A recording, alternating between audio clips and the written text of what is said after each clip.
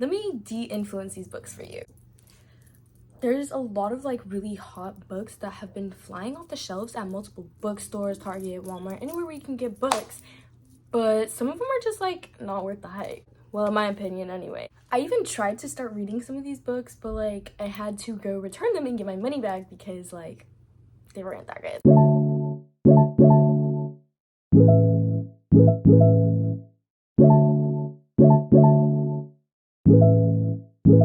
Hey guys, and welcome to In Real Life Peyton, where life unfolds. Today we're going to be doing some book reviews of a lot of really popular BOOKTok books that are either worth the hype or not worth the hype. And let me tell you, there's a lot not worth the hype. Today I'm going to be rating all the books that I mentioned out of 5 stars, and some of them don't even make it up to even 1 star. There's no hate to the authors, obviously. Like, some of the authors that I mentioned here, I've read some of their other books and like they're really good. And some of them, like their other books are also like really bad. But again, no hate to the authors. I literally love books like with my entire life. I know authors are literally just trying their best to like make it out there and stuff. I'm gonna start off with a book that was really popular from like 2020 to like 2022. A Good Girl's Guide to Murder. This book is about a girl who's in high school who needs to write a report to like get into college and like be like qualify for college or something like that. And she goes into an investigation that was already closed several years prior, and she actually ends up figuring it out. So many twists and turns, and like there's so many like unexpected things that happen in this book, which is why I'm giving it a 5 out of 5. There was so much action there. It was like really engaging, and the author definitely knew how to bring in the audience and express. She definitely knew how to pick up the book when it was slowing down, because if you're like a really avid reader like me, you will know that if a book slows down, you will not go back. You will not try to read even more unless you're like more you have more ambition and determination than me, then that's a lot. But like, you know, everything everyone says about this book is actually true. This is not one of the books that is overhyped. This one is actually worth it. I haven't read the second one yet, but I think it's gonna be really good. I mean, it came out a while ago, and Holly Jackson is actually producing more and more books. But I read 5 Survive, and it's so good. Our book that is next up is Better Than the Movies. For this book, I'm giving it a 4 out of 5 stars, only because I feel like there wasn't much action, and I think the books I like need a lot of action. But it was a really cute romance, and it was a really well like built up book. The book overall was super cute. It was super well written. There was a really good plot. It was easy to follow the plot, and I was like every like chapter or so, after it would get slow, it would like pique my interest, and then it would pique my interest, and it would pique my interest. So next up is the Summer I Turned Pretty trilogy. These were super fun, easy reads. I was actually on a vacation in California. Like, we drove all the way there, and it took us like 72 hours to drive there because we stopped so much. Besides the point. But they were honestly the best summer book that I think I've ever read.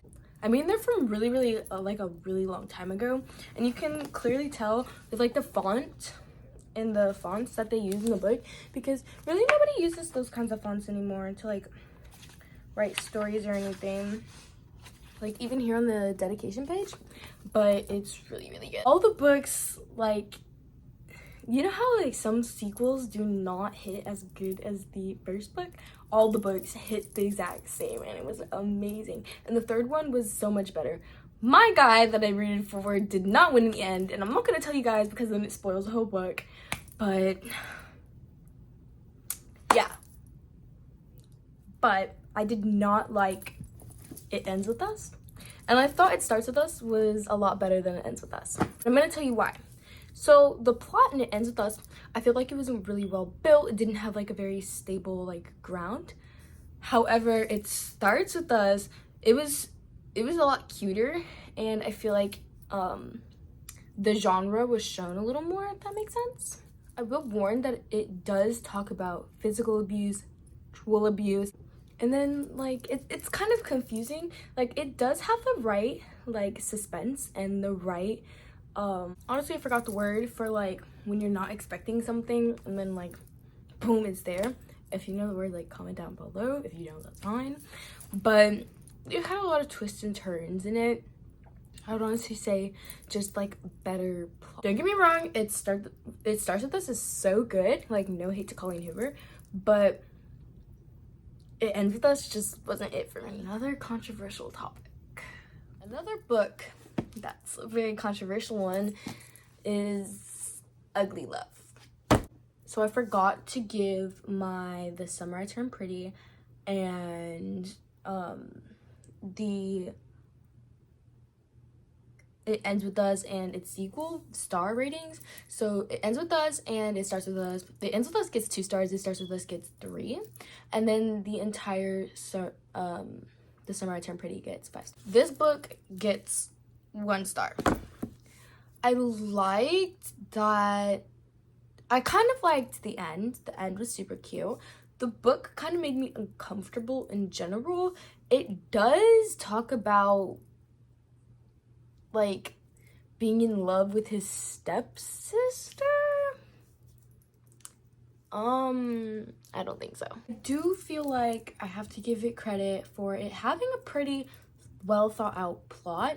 I feel like it was easy to follow along with the plot. There was just a lot that made me super uncomfortable. I'm uncomfortable reading a book, which doesn't happen often. It's automatically getting 1 star. Next up, we have 2 of my absolute favorites. These are both by the same author. They're by Lauren Asher, The Fine Print, and then Terms and Conditions. I absolutely loved both of these. They are separate stories, so I'll tell them separate from each other. This one is so good. It's so amazing. I don't really know what to say, but there was a lot of action. It always kept going. It always kept me on my toes. I was always intrigued. There was always new elements going into the actual like story. There were a lot of twists and turns. There were a lot of like what the heck. Overall, I think this is like a book that I have never thought could be made. It's about like a boss and his employee in a theme park after his grandpa dies, and he's like trying to fulfill his grandpa's will and stuff, but he's kind of like a nonchalant, like really like grungy. He's the youngest of 3 brothers, and he's inheriting billions from his grandpa, and that's what the entire like 3-book trilogy is about. And honestly, I'm here for it. I personally think Lauren Asher definitely did it with this one. This one literally got me into all her books, and I'm so excited to get the 3rd book in this trilogy and the 1st book of her next trilogy. 5 stars. This one is also really good. It also gets 4.5 stars. It gets 4.5 stars because the beginning was really slow, but the plot, it made me so intrigued. It was so well thought out. There were so many different like branchings off of the plot, and like it was kind of just a tad bit a slow burn, but it also wasn't at the same time, which I really liked because that's something I've never seen in a book before. I've never seen like this concept in a book before either, which is why I think I really enjoyed it. This is about the brother of the... There's like 3 brothers in the entire series, and this is the 2nd brother. This is the oldest brother. And then he is supposed to get with his assistant. So next, because if he had been with me, I am so excited to get the little sequel to this book. If only I had told her, I think is what it's called. Oh my god, this book literally did it for me. This is by Laura Nowlin. So good. Think about it all the time. I would give anything to reread it from the beginning. I would give it 6 out of 5 stars. And if I'm being real, 5 out of 5 stars, but like it's just so good. And I would say that like it's really sad at the end of the book and like linked through the book, but as you read the story, like just the story in the like past present, I don't know if it's told in the past or the present, because of the way the author like intermingles certain chapters in there. I don't want to give anything away, but it's just so sad as you read. Synopsis of this for you. Autumn and Finn used to be inseparable, But then something changed, or they changed. Now they do their best to ignore each other. Autumn has her boyfriend Jamie and her close-knit group of friends. Finn has become that boy at school. The one everyone wants to be around. That still doesn't stop the way Autumn feels every time she and Finn cross paths. And the growing, nagging thought that maybe things could have been different. Maybe they should be together.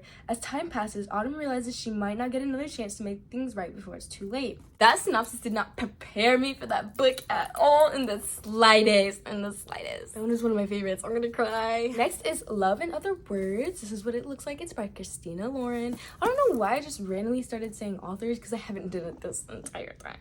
I think it's because I said Colleen Hoover and then it like branched off from there. Oh well. This one, I couldn't really get through the first chapter because it was slow, but after the first chapter it just picks up. It just really picks up. And I read this when I was taking my STAR test last year. That's when I began it, and I read it in 4 hours. I'm not even joking with you. I read it in 4 hours. That's how good it was. Basically, when we take our STAR, I usually have 2 hours after I finish my test, and then I read it in my next class periods. It was so good, I could not. Basically told in 2 separate timelines, present and then in the past, and you get to learn how they got to this point that they're in. And it's a second chance romance. I'm definitely going to let that be out there. Second chance. I give it a 5 out of 5. I think my friend, she gives it a 5 out of 5 too. Her name is Sienna. I love Sienna.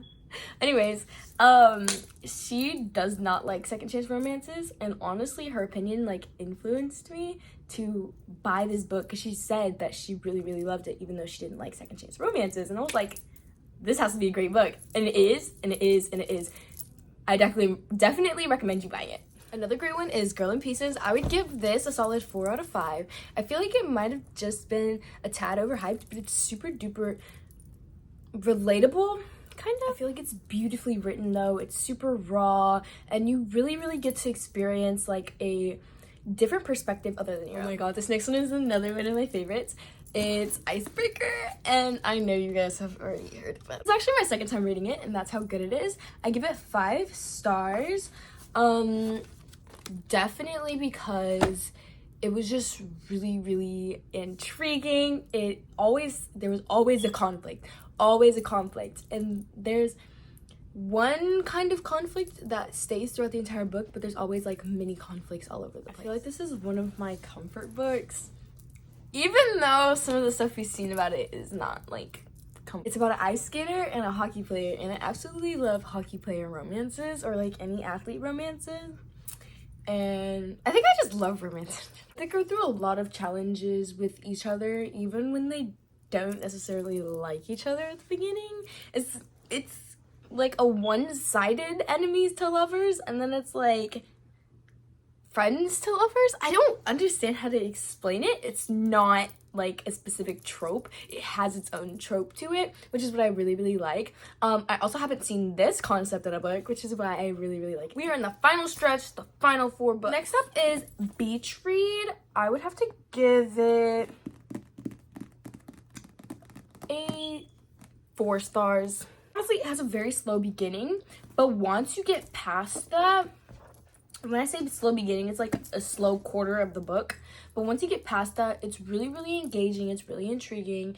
And I also haven't seen anything like this before in a book too. Like, where are these authors getting their idea? Overall, it was really romantic and really cheery. And I think it's definitely worth it. Next, by Jennifer Niven, is Holding Up the Universe. Honestly, I would give this a 4 out of 5. Definitely because it was one of my slower reads, but yeah, it's really heartfelt, really swoony. I feel like I haven't seen a concept like this before either, but I feel like there could have been more construction to the plot and to the basis of the actual story. So I am gonna give a 0 stars to this book right here because I bought it. I could not get through the first 2 chapters in the time I bought it, and I'm a really fast reader. It took me 3 months to get through the first 2 chapters.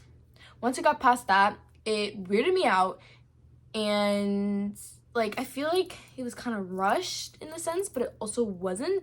And then, like, I don't know, I really did not like it. I did not think it was all that good. And our final book is The Love Hypothesis. 5 stars. It was literally everything everyone said. It was so cute. It was so good. I've never seen anyone, like, write, like, in the scientific workplace, but it was really good. I did not expect it to be as good as it was. I would definitely recommend y'all get that. I would definitely recommend that y'all get that book too. And yeah, thank you guys for watching. I hope I either influenced some books for you or defluenced some books, because some of them needed to be brought down from their high pedestal. If you liked this video, don't forget to leave a like, subscribe, and turn on your notifications. Bye guys.